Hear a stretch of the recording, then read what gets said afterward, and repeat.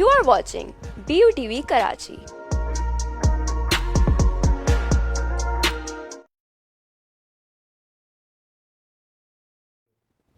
Assalamu alaikum everyone. My name is Aisha Ibad and I am currently working at the Department of Earth and Environmental Sciences, which came under the Behria School of Maritime and Applied Sciences. I am honored here to be the host today of this webinar session of remote sensing and GIS, which is a transformative and life-changing emerging field.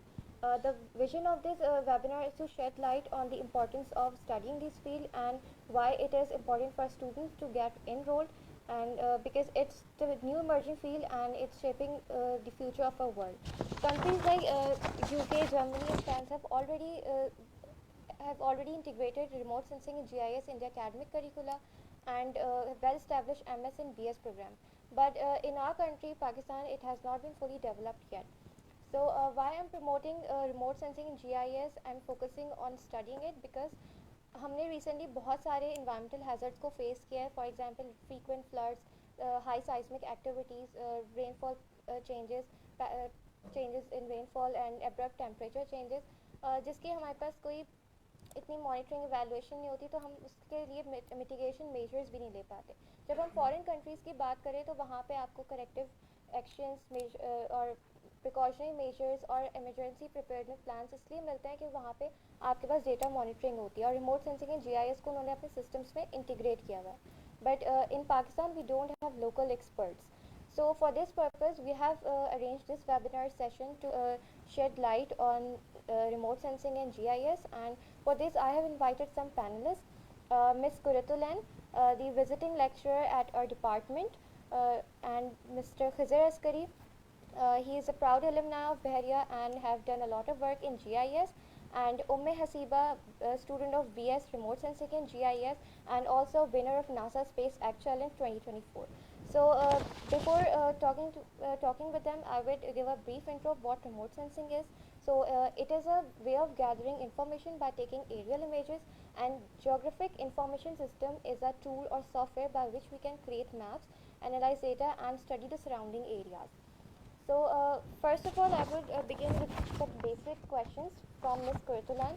Ma'am, can you please tell us what exactly GIS is? Let them help understand it.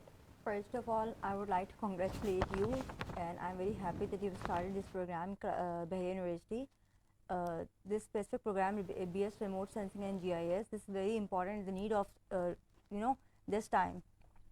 Very few universities offering this course, and Alhamdulillah, we have started it. Geographical information system is basically a mapping software, or you can say it's a technology which basically helps you making making digitalized maps. It has changed the old old way of making maps to a digitalized one, and it is very important. It's almost used in every field because हर जगह हम लोगों को जो है ना वो data available है, but data को इंफॉर्मेशन में कन्वर्ट करने का जो टूल है, जो सॉफ्टवेयर वो हमारे पास GIS है. और रिमोट सेंसिंग भी इसी तरह से बहुत ज़्यादा ज़रूरी है. We have data, we have aerial images everywhere on online portals, but उसको प्रोसेस करके वहाँ से इंफॉर्मेशन गैदर करने के लिए we have this software, and we are giving our students that knowledge by providing different course details. Okay, ma'am, can you further tell us about the BS program details? Yes. क्या course contents होते हैं, कितनी duration है इस programme की? Yeah, Bahrain University is offering a 4 years program in BS Remote Sensing and GIS, और इसके अंदर हम डिफरेंट कोर्सेज स्टूडेंट्स को लेकर चलते हैं. इनिशियली तो हम BS remote sensing and GIS का थोड़ा सा इंट्रोडक्शन कोर्सेज होते हैं हमारे पास. उसके अलावा कार्टोग्राफी है, फोटोग्रामेट्री है, GPS सर्वेइंग है, फील्ड वर्क कोर्सेज हैं. उसके अलावा हम अगर कंप्यूटर इंटीग्रेशन से रिलेट करते हैं इसको, तो हमारे पास पाइथन, वेब GIS और डिफरेंट कोर्सेज हैं जिसके अंदर स्टूडेंट्स जो है वो अपनी एक्सपर्टीज़ लेते हैं. और उसके बाद जब फाइनल ईयर तक स्टूडेंट पहुंचते हैं तो हम लोग उनको जो है वो एक फील्ड वर्क का कोर्स होता है, जिसको आप कह सकते हैं कि इंडस्ट्रीज़ वगैरह के ऊपर एक पूरा फाइनल ईयर प्रोजेक्ट होता है, जिसमें वो अपना जितना भी उन्होंने सीखा होता है उसकी इम्प्लीमेशन करते हैं उसके ऊपर उस कोर्स के अंदर. अच्छा, so ma'am what is the eligibility criteria जो उसमें इनरोल होना चाह रहे हैं, और CBT टेस्ट किस तरह होता है उसमें? So eligibility criteria, this is very simple. You have to you are eligible if you have 50% in your intermediate examinations, and if you are from any field like science, computer sciences, commerce, or even pre-engineering and pre-medical, you can get enrolled in this program easily.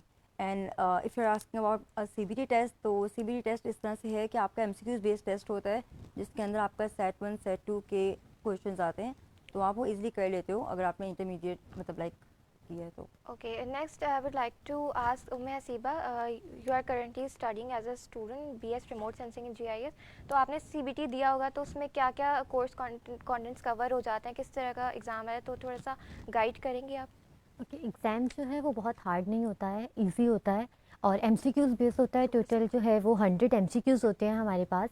और अब 100 MCQs वो इस हमारे पास 2 course होते हैं, set 1 और set 2. अगर आप सेट 1 और सेट 2 की जो है वो अच्छे से प्रिपरेशन कर लेते हो तो आपके वो MCQs इजीली कवर हो जाते हैं. Okay, now I would like to ask Khizr about his experience in field of GIS. और आप ऑब्वियसली एज अ प्रोफेशनल काम भी कर रहे हैं, तो आप प्लीज़ बताएं कि इसमें क्या करियर प्रोस्पेक्ट्स है, क्या जॉब अपॉर्चुनिटीज़ हैं और किस तरह स्टूडेंट्स को अवेल कर सकते हैं. Thank you first of all, आप लोगों ने मुझे इनवाइट किया. You're welcome. और एक प्राउड मोमेंट भी है कि मैं यहाँ पे एलुमनाई भी था, यहाँ पे बैचलर्स किया, पे मास्टर्स किया, now I am as a panelist है. तो अब GIS के बारे में अगर मैं बताऊँ कि यहाँ पे जिस तरह मैंने मास्टर्स किया था, मास्टर्स के अंदर ही उसकी एक नीड है उसका अंदाज़ा हो गया था, क्योंकि अब ये इतनी वास्ट फील्ड है. इसके हम आपका रिसर्च टॉपिक क्या था? चल इतना इसका ऐसा है कि आप जिस तरीके से इस फील्ड के अंदर आते हैं, और ये फील्ड बनी हुई इस मेन वजह से थी कि इसको ज्योग्राफिकली देखा जाए. अब ज्योग्राफिकली, इन्वायरमेंटली, जियोलॉजिकली ये मेन इसका पर्पस था. बट जिस तरह टाइम बड़ा हुआ, सब कुछ गुजरा सारा, तो फिर इसके अंदर मालूम पता चला कि और चीज़ों में भी इस्तेमाल हो सकता है. जिस तरीके से मैंने यहाँ पे मास्टर्स किया, और मास्टर्स के अंदर मेरा जो थीसिस का टॉपिक था वो मैंने वेजिटेटिव कवर बताया था 1993 से 2013 तक और 2023 तक कितना चेंज हुआ है यहाँ पे हॉक्स बे वाले रीजन में. उसके अंदर सैटेलाइट इमेजरी इस्तेमाल की और एक एल्गोरिथम होता है NDVI के नाम से जी. उसको इस्तेमाल करते हुए मैंने सारा उसके अंदर वेरिएशंस बताई थी. तो उसके अंदर एक अच्छे रिजल्ट्स आए कि कितना चेंजेस आए और हमें क्या फ्यूचर में उसके लिए करना चाहिए. और इसके अलावा अभी जिस तरीके से मैं यहाँ से ग्रेजुएट भी नहीं हुआ था, तो GIS की बेसिस पे मुझे यहाँ पे हायर कर लिया गया था national institute of maritime affairs में एज अ रिसर्च एसोसिएट. तो वहाँ पे उसके अंदर मुझे GIS की इम्प्लीकेशंस करनी थी ओशियानोग्राफी के रिलेटेड. जिस तरह एक वहाँ पे प्रोजेक्ट था, फिशिंग जोन हमें मार्क करने थे एक्सक्लूसिव इकोनॉमिक जोन के अंदर पाकिस्तान के. तो हम वो किए. हमें एक मरीन पोल्यूशन की एक रिपोर्ट थी, उसके अंदर ड्रेनेज सिस्टम को हमने आइडेंटिफाई करना था जो कि मरीन को पोल्यूट कर रहा है. तो इस तरीके से डिफरेंट टॉपिक्स थे जो कि ओशन रिलेटेड थे, जिसमें मैंने GIS का इस्तेमाल किया था यहाँ पे रहते हुए. ओके, इट मीन्स कि GIS पे हमारा काम हो रहा है, बट स्टिल जो है बहुत से लोग इस पे अवेयर नहीं है और हमारे पास अभी लोकल एक्सपर्ट्स की कमी है. तो आप ये बताएं कि GIS को हम रिसर्च एंड डेवलपमेंट के लिए किस तरह यूज़ कर सकते हैं? एज आई टोल्ड यू कि मतलब GIS बहुत ही वास्ट प्रोस्पेक्ट है कि इसको हम लोग सिर्फ बाउंड नहीं रख सकते कि इसको हम ज्योग्राफिकली रखें. ये मेडिकल में भी आ जाता है, ये बैंकिंग सिस्टम के अंदर भी आ गया है, ये ट्रेन्स की रेलवे सिस्टम में आ गया. अगर एक मैं बेसिक से आपको एग्जांपल दूं मेडिकल में किस तरीके से आता है. फॉर एग्जांपल एक रिसर्च हुई थी, उसमें ये देखा गया था कि जो किडनी स्टोन्स होते हैं उसके जितने भी पेशेंट्स थे उनका डेटा लिया गया कि वो रहते कहाँ पे. अगर मैं उसको फॉर एग्जांपल कराची के रिलेटेड अगर मैं उस स्टडी को कंडक्ट करूँ तो मैं सबको देखूंगा कि किसको कौन कहाँ पे रहता है. तो जिस तरीके जहाँ पे क्लस्टर बनेगा तो मैं वहाँ पे एक ये आइडिया लगा सकता हूँ कि इस जगह पे क्लस्टर बना है, यहाँ पे मेजॉरिटी है जिनको किडनी स्टोन्स हो रहे हैं, तो वहाँ पे कोई ऐसी सोर्स है जिसकी वजह से उनको किडनी स्टोन्स हो रहे हैं. तो उस पर फर्दर अगर स्टडी किया जाए तो फिर आपको पता चलता है कि यहाँ का वाटर कंटेमिनेट है या आपकी फर्दर कोई चीज़ है जिसको वो इनटेक करें जिसकी वजह से हो रहा है. तो ये प्रोस्पेक्ट बहुत बड़ा है कि इसको आप ओशन में भी इस्तेमाल कर सकते हैं, इसको आप फॉरेस्ट्री में भी इस्तेमाल कर सकते हैं, इसको आप कहीं पे भी आप चाहें ये आपका यूजेज में हो सकता है. Thank you so much, Khizr, for giving your valuable insights. Now I would move towards Hasiba. As you are studying and pursuing in BS Remote Sensing and GIS, so how was your experience as a student, both in the department and in the university as a whole? My experience is really good so far. बहरिया को सबसे पहले तो इसकी location बहुत ज़बरदस्त है. आपकी एक सिक्योरिटी एरिया है, बहुत सिक्योर है हर स्टूडेंट के लिए. और उसके अलावा यहाँ की सिक्योरिटी बहुत अच्छी है, यहाँ का इन्वायरमेंट बहुत अच्छा है, फैकल्टी बहुत अच्छी है, बहुत हेल्पफुल फैकल्टी है. आपको हर तरह की जो है वो आपको फैसिलिटीज़ दी जाती हैं कि आप आएँ, आप उस फैसिलिटी को अपनी यूज़ में लाएं और कुछ करें. जैसे कि हम अगर हमें किसी चीज़ की हेल्प की ज़रूरत है, आप जो है वो बीमार हैं, तो यहाँ पे सिक बे भी है, यहाँ पे फैकल्टीज़ भी हैं, आप उनसे जाके कभी भी किसी भी वक्त किसी चीज़ के बारे में भी कंसर्न कर सकते हो। ओके ओके आपने नासा स्पेस चैलेंज विन किया, तो उसके बारे में थोड़ा बताएं कि आप इस प्रोग्राम में फ्रीक्वेंट फील्ड ट्रिप्स भी होती हैं, बहुत से प्रोजेक्ट्स भी होते हैं, so can you please share your project details and insights with audience.